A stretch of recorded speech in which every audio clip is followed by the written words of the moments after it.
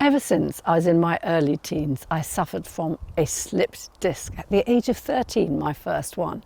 And then I started gardening and things got even worse. Then I met Jackie Knox, who's a physiotherapist, and she identified that I hadn't been using my core muscles. So we worked out a process to strengthen them, and since then it's been absolutely fabulous. I really abuse it at times, lifting quite heavy weights, but it's still perfect. So Jackie and I got together and we wrote a book.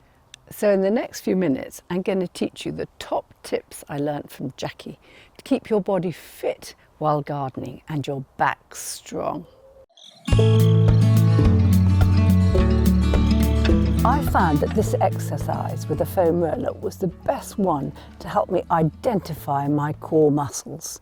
This looks so easy, but it's actually not that easy. And when I started, I kept, falling off there. I did then. Unless you engage your core muscles, you cannot do it. And when you identify them and you hone them, you'll find that all the work you do in the garden, you will start to engage your core muscles automatically, and that keeps your spine good and strong.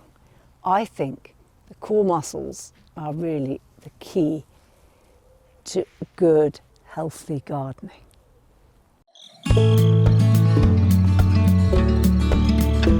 Lifting is the classic way us gardeners damage our backs. We're always humping sacks of fertilisers, heavy trees, stone balls, whatever. So here I'm going to show you the correct way to lift. I'm lifting this lemon verbena. It's a bit dried, needs some water, but I'm obviously not going to do that till after I've moved it where I want it. So what you do is you bend your knees. You do not want to round your back. You lift having engaged your core muscles.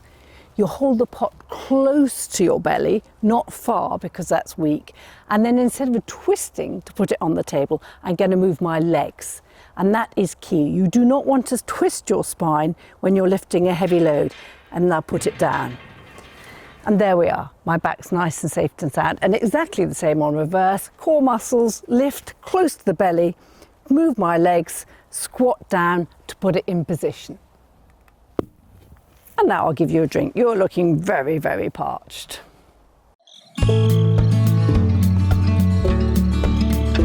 I love my little paparazzi ladder because it means that you can actually cut things that are a bit higher without making your shoulders get in a hunched position.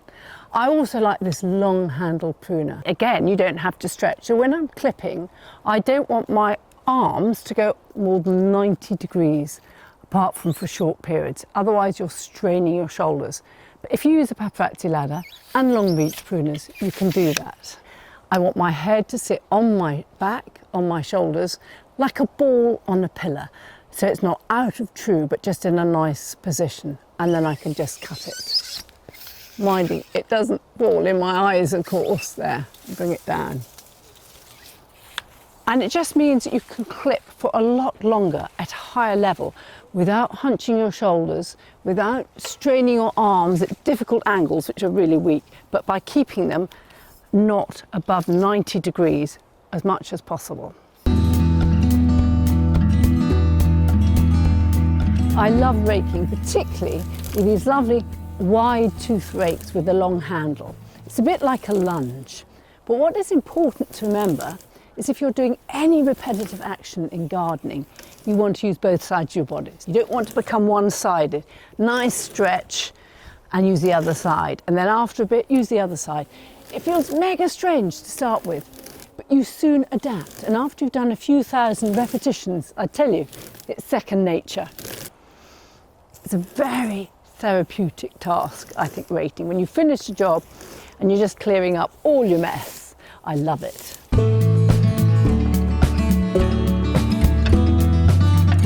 When you're watering your garden and lugging heavy cans of water all around it, it's so much easier to fill 2 cans with half a can each. So much kinder to your body because it balances, and it's so much easier.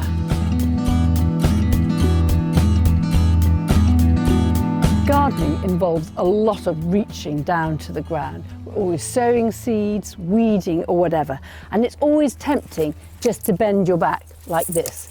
But this is actually quite weak for your back, and so you really don't want to do it for very long. Better still to squat, and that's quite good for your hip joints because it gets them moving. If you can't squat, if it's difficult for your knees, then you get a pair of kneeling pads and kneel. The important thing is to find a good position that doesn't strain your body and you're very comfortable in, and then you can actually enjoy the job in hand.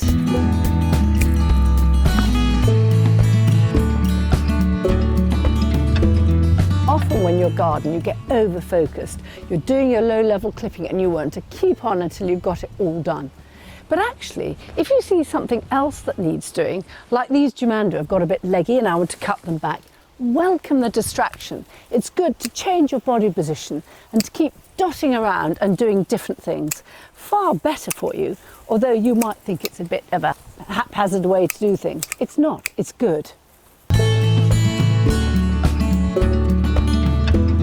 If you spend an hour in the gym and you go on the cross trainer, the rowing machine and maybe the running machine, you will expend the same amount of calories as if you were gardening for 3 hours. And maybe that's a bit of mowing, a bit of gentle raking and a bit of weeding. So you are really using your body a lot, expending a lot of calories.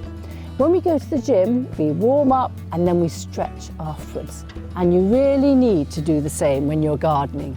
It really does help, really relieve that post-gardening soreness.